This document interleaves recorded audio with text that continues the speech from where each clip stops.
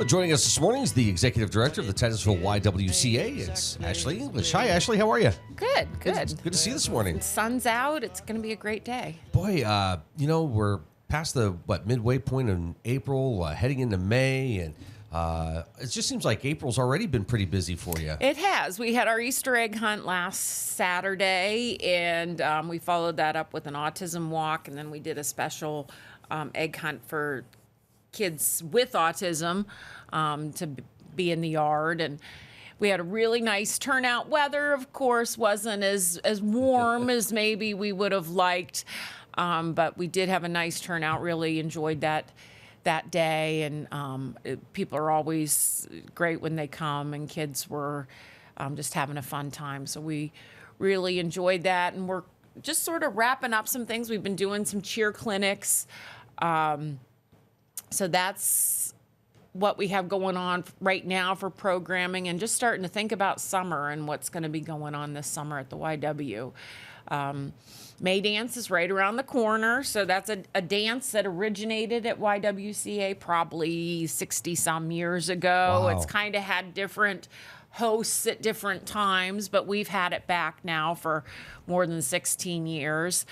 So that's always a lot of fun. Kids come out and look great and just have a lot of fun. And again, we're going to hope that we've got some great weather. It's always nice when we can be out on that lawn. It certainly smells better when we can be out on the lawn with a middle school dance. So we're looking forward to getting that going, and then just moving into summer. Wow. Hey, backing up a little bit, it is Autism Awareness Month, and we were actually yesterday talking to a child psychiatrist who really spends a lot of time with children and autism.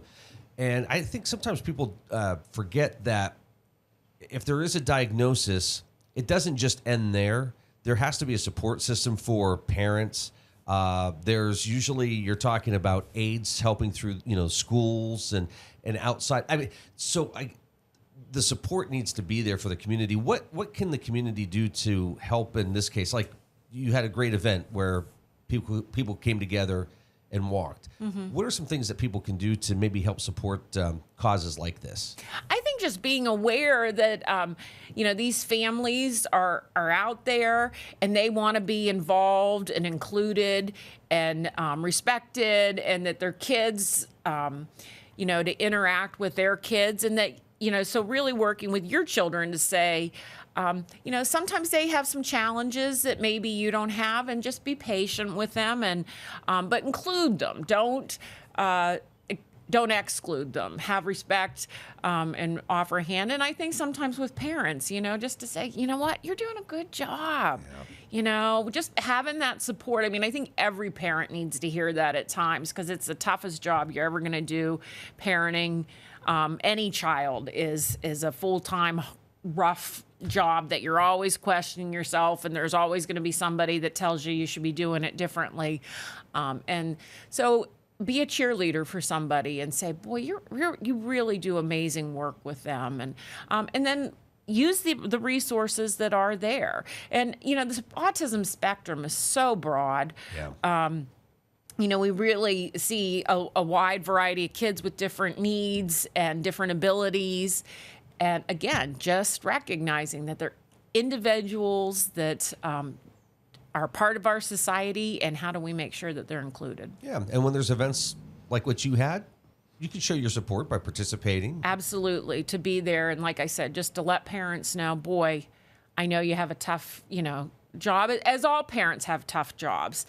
So again, let's focus on how we support one another, instead of, boy, did you see what this one was doing right, or whatnot. And like I said, letting your kids know, that this person has, wants to play just like you do. They want to be a part, but sometimes their plays might be a little bit different, or how they interact is going to be a little bit different. Well, you can always put these kids in Hot Wheel cars, right? Yeah. And just let them run and have fun. Yeah, that was our Hot Wheels party that we did in March, and we had a great time. Nice turnout. Kids came, really just used their imagination, getting in the cars, and they'd run laps and chase each other around.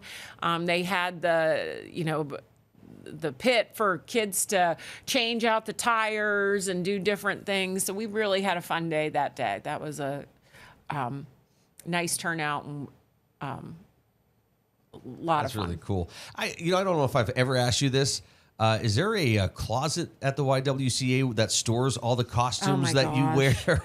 I see Miss Amy's in a costume. Yeah, Amy does have a absolute area that has all of her different costumes in it.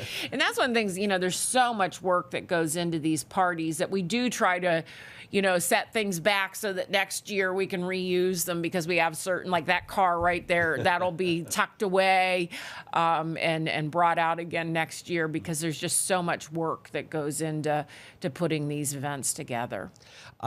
You've always done a great job at providing opportunities for youth to have the experiences, right? Whether it's trying a sport, getting their hands dirty, getting behind the wheel, these experiences, just offering that to everybody so that they have a chance to explore. Absolutely. We want kids just to have a chance to use their imagination and have fun. And I think that's something that, we've gotten into such a digital high-tech world, that really giving kids a chance to say, here's a cardboard box. What can you do with it? Yeah. And how do you have fun? And they do. If they're left to their own devices, they will figure stuff out, and they'll have a lot of fun with it. And so that's one of the things is, sometimes people are like, well, we could do this and you could do that and make it more.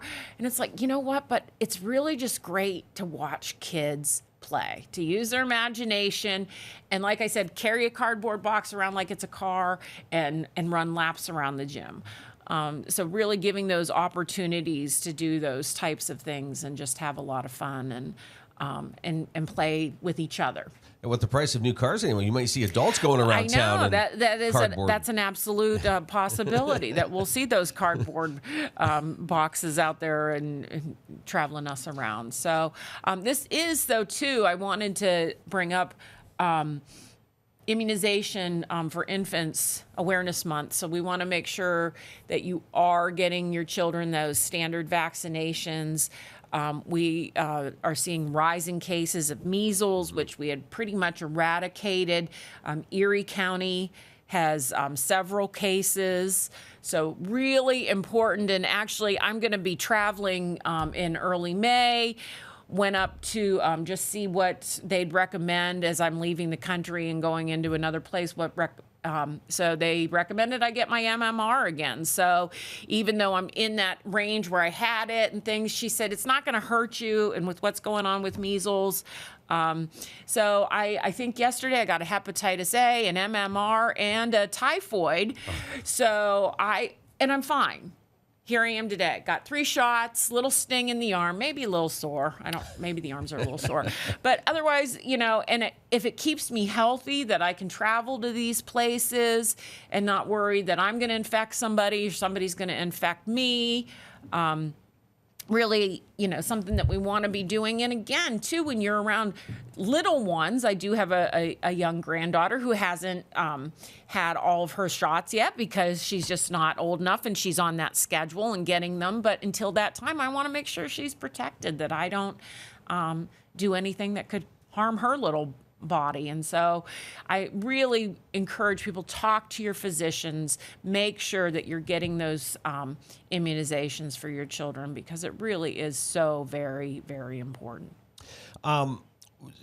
So kind of feeding off all of this, sometimes adults need push too, to try new things. And there's opportunities for the Y or at the YW, to meet people, to try things, to just get out and move, that healthy aspect. Absolutely. So we do have a group of women. Basically, they are retired women that come in and they meet every Tuesday, Thursday, and they do some weightlifting, they do some yoga, but it's social as well. It's not just coming in for this intense workout. They come in and they talk and maybe get together afterwards, go for a walk, participate, and maybe they do some crafts. It's about making connections. Tonight we have a group that's a mom group, is what we call it, Momology. And we do ask people to pre-sign up so we make sure we have childcare. But moms, again, can sit around a table, and usually somebody puts a craft together, something like that. And kids are playing in the gym or out in the play yard, depending on the weather. It just gives us a chance to, talk about some of those things that parents struggle with, and how have you dealt with temper tantrums, or how did you deal with this, or, what did you think about so-and-so, or how they manage this. So we've got our mom group. We have parents who've lost children grief group. We meet weekly. And we also have a women's group. So again, it's just community, bringing people together, giving you a chance to connect with other people. And I'm always open to say, hey, if you see a need, give us a call. And if we can fill it, or provide space, some type of, avenue to make those things happen if there's a need, absolutely reach out, and we'll do whatever we can to make that happen. I'm not sure if you've ever said no to anybody. No, I'm sure. I'm willing to try things 2, 3, 4 times, and if it doesn't go over, then eventually I'll probably try it again in a year or so. Sometimes people are pretty hesitant to getting into that community environment, but then once they do, they're like, "This is good. Yeah, this is good." Well, even those who during the pandemic, we're kind of away from people. I think they're craving, or they're looking for those opportunities again to meet up with people and have conversations. And and they talk about even how younger Gen Z and things are really getting back into knitting and crocheting and those types of things, and those quilting circles and things that had kind of disappeared, and now it's like just that a group of people sitting around, keeping your hands busy, but being able to be in community and talk about books, or talk about movies, or whatever it is that comes to mind. So definitely we want to bring people together. You're watching The Morning Drill on Stream TV and on the Armstrong Neighborhood Channel. Ashleigh English with us here this morning from the Titusville YWCA. Something that's coming up, there's a couple more of these, the Run, Walk, Choose Your Challenge. Yeah, so that was just something fun, hopefully to get you motivated, get you ready for summertime. We have some races coming up. The Drakewell has their 5 and 13 coming up in mid-May. That Kilimanjaro run's coming up in early June. So just kind of get yourself out there, have fun, set some goals for yourself. And that one of the nice thing about walking or running, and you're setting goals for you. You don't have to compete with anybody but yourself. Yeah. And maybe the competition is just, I started with I could walk around the block, now I can walk a mile, or my 15-minute mile is now down to a 14-minute mile, or whatever. It doesn't have, just challenge yourself. We know that we're healthier. We do need to make progress. And so we got to challenge ourselves a little bit. If you're walking this far, we know that people are healthier and live longer if, and like I said, not ridiculous, don't go out and, decide you're going to run a marathon from a lap around the block, but that you're challenging yourself, and each time trying to get a little bit stronger, build up a little more endurance. So that is going on. We will have the pool open this summer. That's with United Way, YWCA and United Way have partnered. I don't know how many years. I have to go back and look at when we started. At least 1,000. It's been a while, because it was definitely, we had started it before COVID, and we've been back now for a couple years doing the pool again. So Tuesday, Wednesday, Thursdays, 1 to 4 p.m., June and July. We open that for free for anybody in the community to come. We appreciate the school district giving us access to use the facilities. And, I know it's not necessarily the same as having that outdoor pool or things, but it is a great place for kids just to come and get cooled off, be somewhat supervised, and then we have our amazing splash pad down at Burgess Park and all this new park equipment that the city's put in. It's really great. So there are things out there for people to do and that are affordable too, that it doesn't have to cost a ton of money. So somebody was asking if they have to register to swim at the pool, or Nope. can they just show up? No, we do ask, that if it's child under 7, that they be supervised by at least like a teen sibling, maybe not that the 8-year-old supervising the 4-year-old, but no, we're there, and like I said, that 1 to 4, you don't have to sign up. You just come and you swim. Some people, some kids are there at 1 and they leave at 4, and then some people come in, get cooled off, and they're there for a half an hour. So but it's for all ages. It's free, open to the public, and anybody is welcome. And then you had mentioned the cheer clinic. If they miss the one on the 5th, just pop on in. Okay.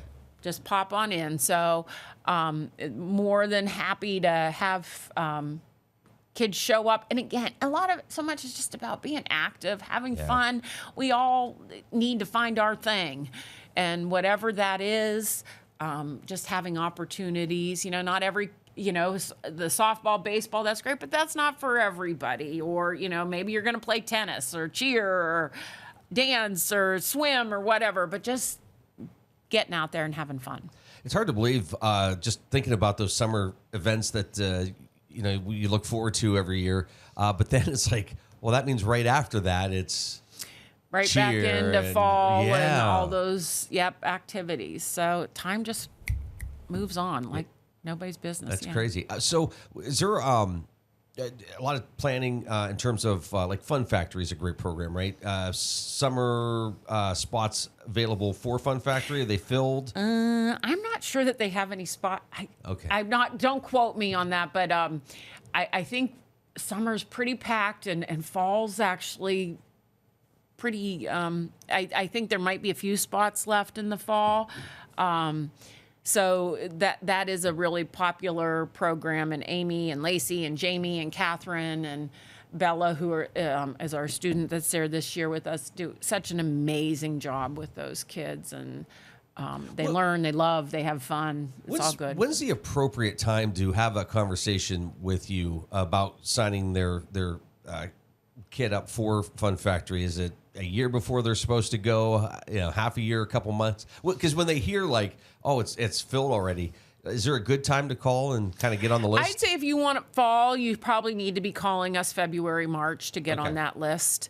That would be a good rule of thumb. There you go. And then when it comes to supporting the mission of the YW, what are things you can do, like memberships, for example? Memberships are just $30 a year. And again, it does give you access to, our workout room, which is pretty minimal.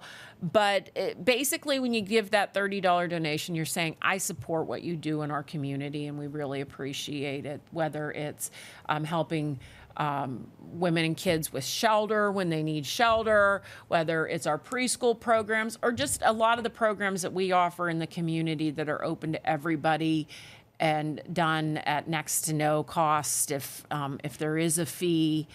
And you're just saying we support what you do here at the YWCA. In terms of St. James House, any needs there that folks can be thinking about? Consumable supplies are always, needed. And like I said, and we do partner a lot, though, too, with the other organizations in town. That's one thing that's so amazing about Titusville is we really have a nice network of, if we don't have it, we can send you to Associated Charities, or, you need to hit the food bank, or you need to go over to the St. James Soup Kitchen, or you need to talk to United Way, or, we really do have a network to wrap around people and help them find the services and what they need, and everything from, if you need a hot spot from the library to you're in need of, maybe you have some substance abuse issues that you need to get involved with. We're going to help connect you up and get you what you need.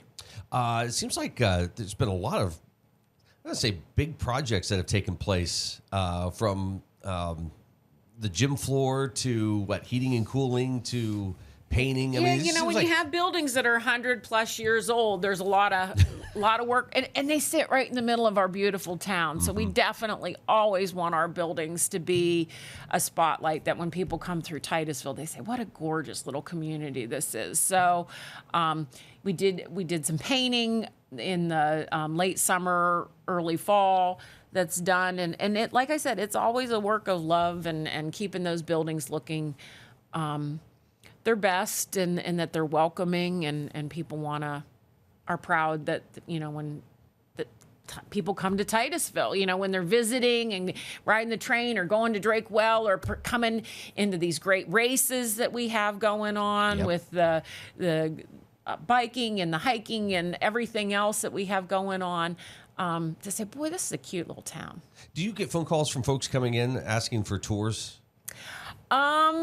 I don't know that I get a lot, but sometimes people do just wander into the office and they have no idea, because Ashleigh loves to talk about the history of the YWCA, and I'll show you all over the place. So if they do stop in, they definitely get the full tour. And that's all right. And they can get a membership and support what's going on. Absolutely. Well, Ashleigh, if folks have questions about anything that you have going on, how do they find you? They can shoot us an email, director@ywcatitusville.org. They can get a hold of us on Facebook. You can give us a call. Calling has gotten, you know, those land phones get harder and harder because we don't sit at a desk very often. But if you shoot me an email or a message on Facebook, probably I'm going to get back to you within the next 24 hours. So those are always the better ways to reach out, but definitely we're anxious to hear from you. Great to see you. Thank you. Thanks so much.